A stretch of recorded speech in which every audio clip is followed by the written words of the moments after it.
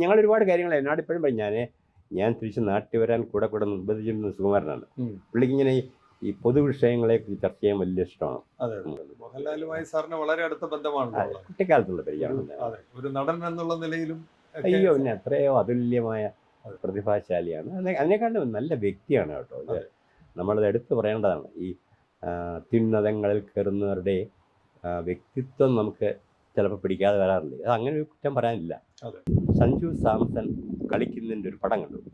സഞ്ജു സാംസൺ ഇട്ടിരിക്കുന്ന ഒരു ടീഷർട്ടാണ്. ടീഷർട്ടിൻ്റെ ബാക്കിൽ federal express, FedEx American multinational കമ്പനിയാണ്. അതിൻ്റെ CEO മലയാളിയാണ്.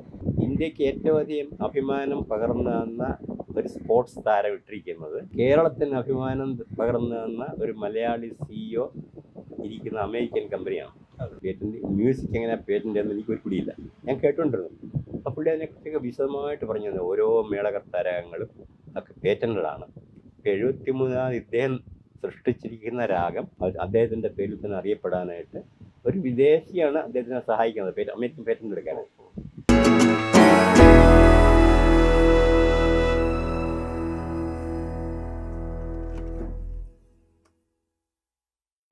ഇനി സാറിന്റെ കുടുംബത്തെ കുറിച്ച് ചോദിക്കാം. കുടുംബാംഗങ്ങളെ കുറിച്ച്. സാറിന് 3 സഹോദരിമാരാണല്ലോ? അതെ. അവിടെ എനിക്ക് 3 സഹോദരിമാർ, 2 പേര് ടീച്ചേഴ്സാണ്. ഒരാൾ സെൻട്രൽ സ്കൂളിൻ്റെ വൈസ് പ്രിൻസിപ്പളായിരുന്നു, ബോംബെയിൽ നിന്ന് റിട്ടയർ ചെയ്തു. നേരെയാളെ ഒരു ഹെഡ് മിസ്ട്രസ് ആയിരുന്നു. അവരിവിടെ മ്യൂസിക് BA കാരിയാണ്. അവരും ഇവിടെ റിട്ടയർ ചെയ്ത് ഇവിടെ ഉണ്ട്. പിന്നെ ഏറ്റവും ഇളയതാണ് മല്ലിക സുകുമാരൻ, സിനിമയിലൊക്കെ അഭിനയിക്കുന്ന സീരിയലിലൊക്കെ. അവരെ ദൈവാനുഗ്രഹം കൊണ്ട് എല്ലാ ആരോഗ്യത്തോടുകൂടി ഇരിക്കുന്നു.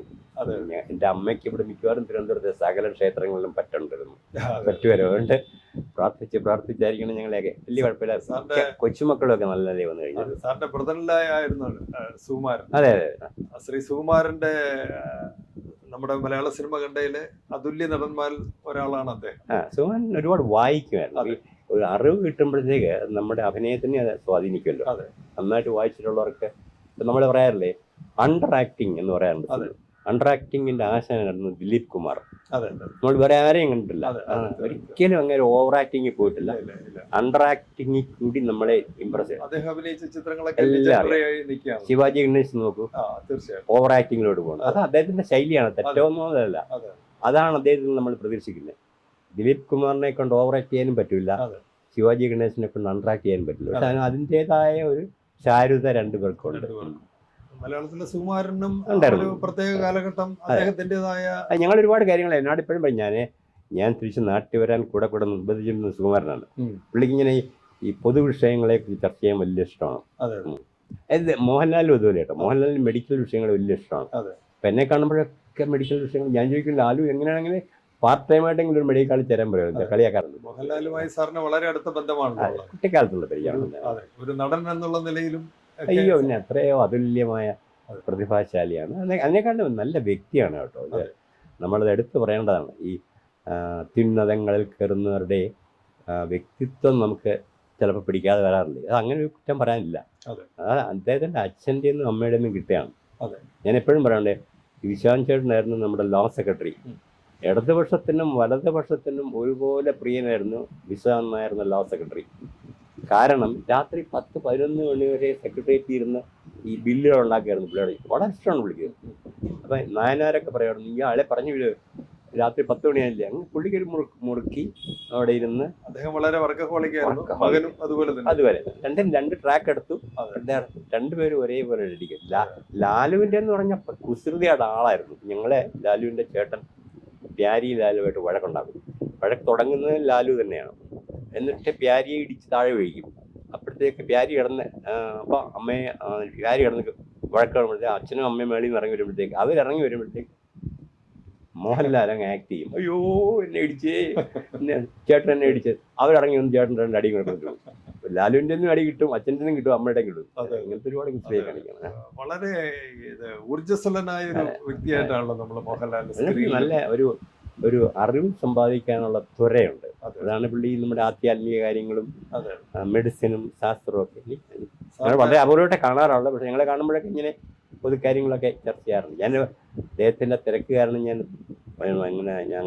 പുള്ളിയുടെ സമയത്തിന് വേണ്ടി ഞാൻ ശ്രമിക്കാറില്ല. ഫോണിലൊക്കെ വിളിക്കും, വല്ലപ്പോഴും ഇനി കാണാറുണ്ട്.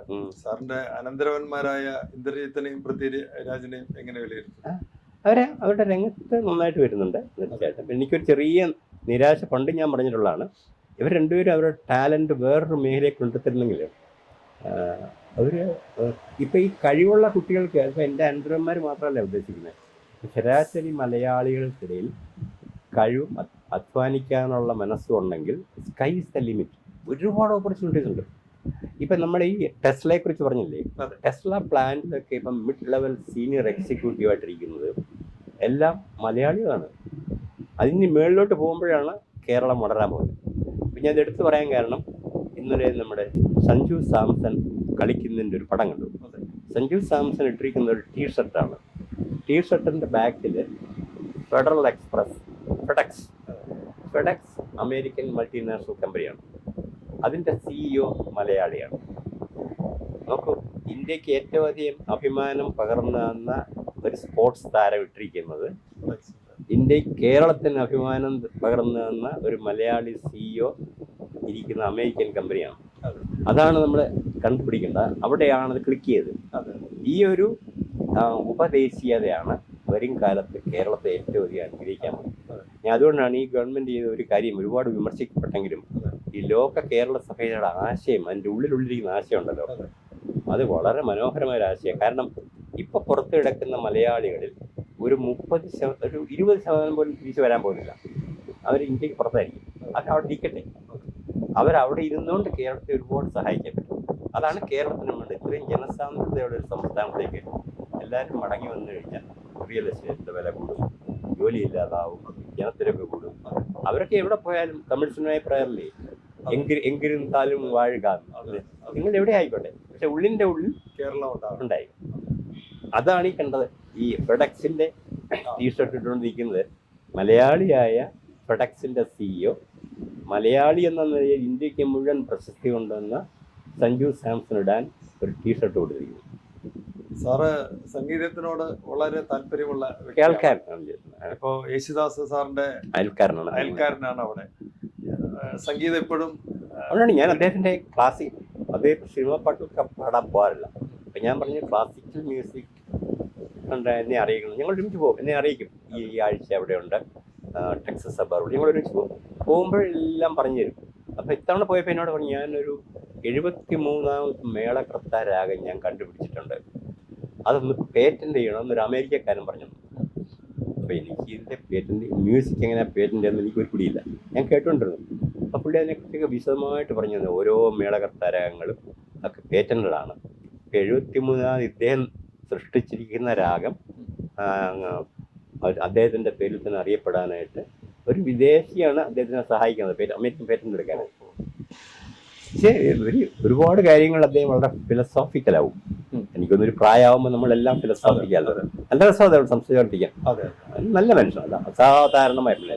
യേശുദാസിന്റെ കഴിവിനെ കുറിച്ച് ഞാൻ പറയണം. പക്ഷേ അദ്ദേഹത്തിന്റെ ജീവിത വീക്ഷണത്തിൽ നമുക്ക് ഒരുപാട് പഠിക്കാനുണ്ട്. ശരിക്കും ഇന്ത്യൻ സെക്യുലറിസം കാണാം.